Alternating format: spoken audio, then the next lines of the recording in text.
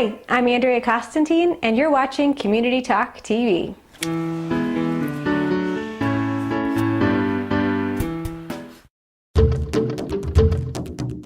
Today, on this week's episode, I want to talk to you about another factor that influences creating community. Again, this is another thing that I talk about in my talks that I do, planting the seeds of possibility, but I feel like it's so important that I want to make sure I can share it with all of you as well, and that is belonging. So recently I discovered that belonging is actually on Maslow's hierarchy of needs. And after all my studies in psychology and years in school, I never really put two and two together until recently. And it got me thinking just how important Maslow's hierarchy of needs and that love and belonging really is in our life. I knew it was important for me, and I could tell it was important for so many other people in this world as well. But when I saw it on the Maslow's hierarchy, I just realized it's really important.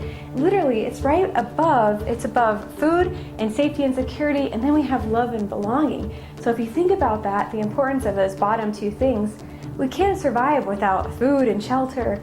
And so the next thing is love and belonging. So that tells me just how important he ranked it as well. So if you think about belonging, it's really about when we have a place where we feel like we fit in, where we feel at home, where we feel connected to the other people around us, and we feel like we're part of we have a bigger family. And I always ask people, okay, so think about a place where you feel like you completely fit in, a place where you totally feel like you belong.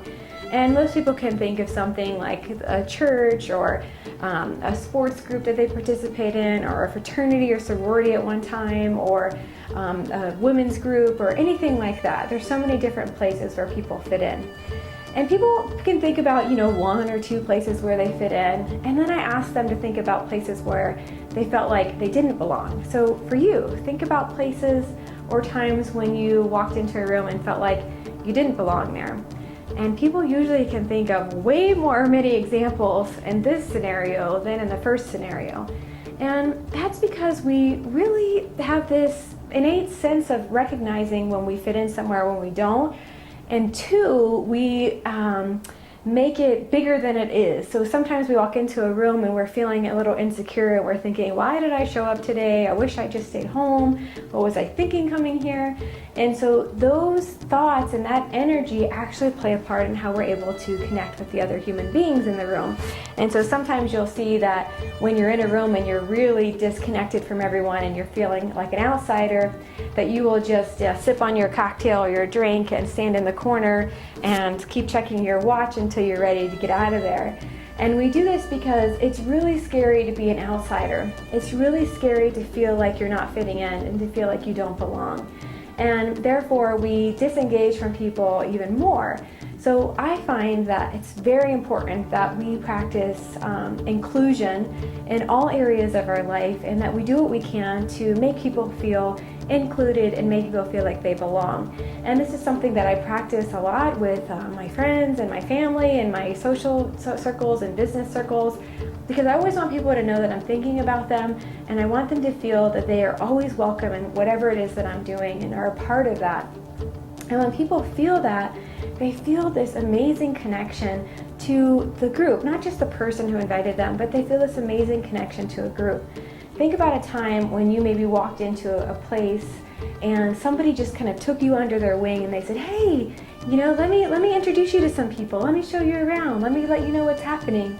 And you just kind of you took a deep breath, you became at ease, and you started to connect. You actually opened up your heart and allowed yourself to begin to connect to people there because you started to feel safe and secure in that environment.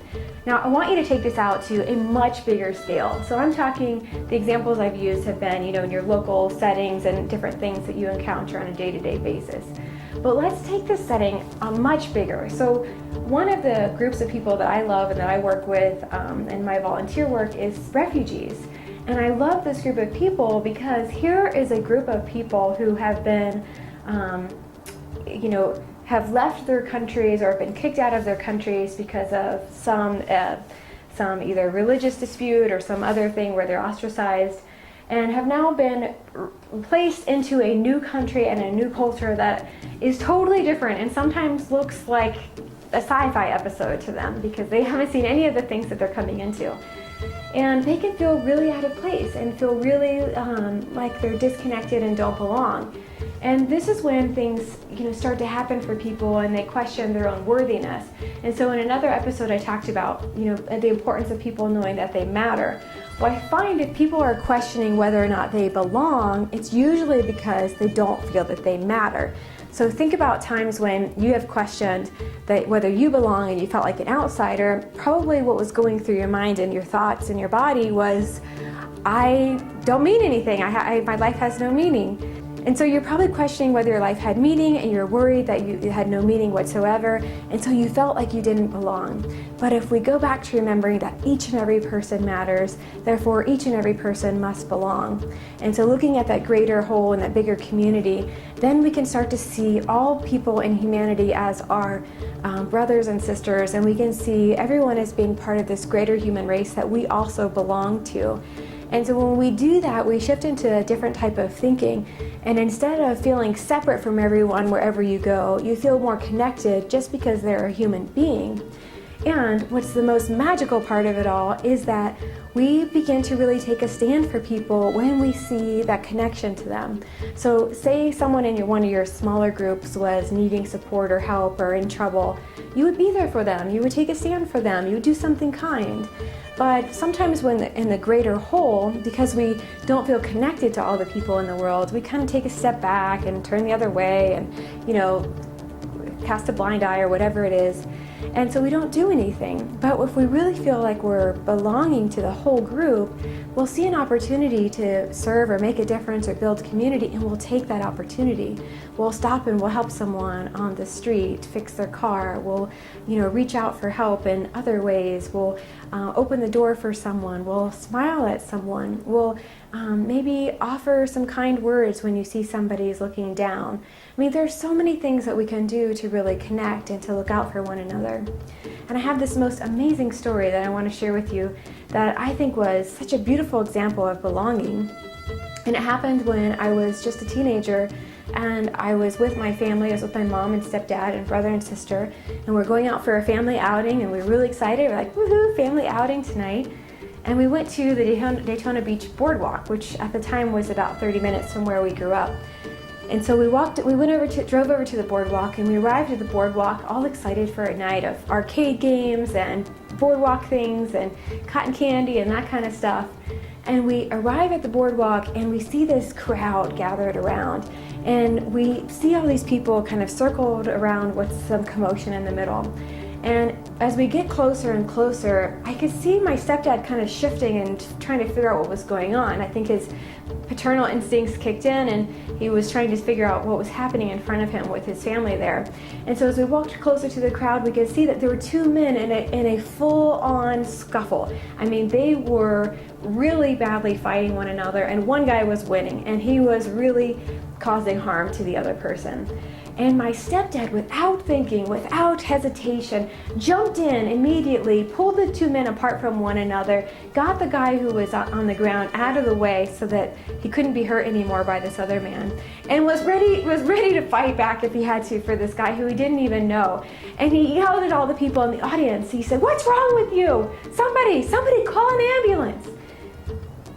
And he yelled at everyone just like that, and it was the most amazing thing for us to witness. As a teenager, I was more than frightened by seeing something so gruesome and bloody, as the man was severely beaten and needed help. And yet, here was a crowd of people just standing around, watching it, almost enjoying it.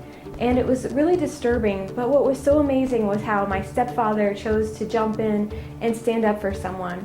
And that's the kind of thing that I think community is about. It's about knowing that we all belong and that we all matter. And so when there's an opportunity to serve and there's an opportunity to create connection, you do it because it's the right thing. Because every single person out there is a part of our greater place of humanity, and we can't ignore it. We cannot turn our eyes away from it. We must participate, and we must make a difference and help and participate and do something back for others. So think about that. Think about the next time you're out anywhere and connect to every single person that surrounds you. Look around and just find a way to connect with them. Even if it's on the basis and foundation that the only thing that you have in common is that they are another human being. Just by that alone, you should be able to connect with them. So that's your tip for today. Thanks for watching Community Talk TV. If you like this video, be sure to subscribe, hit like, and share it with your friends. Also, you can register for e-news and alerts on our website at Community Talk TV. And as always, hop on over to the blog so you can leave a comment about this episode and let me know what you think about belonging.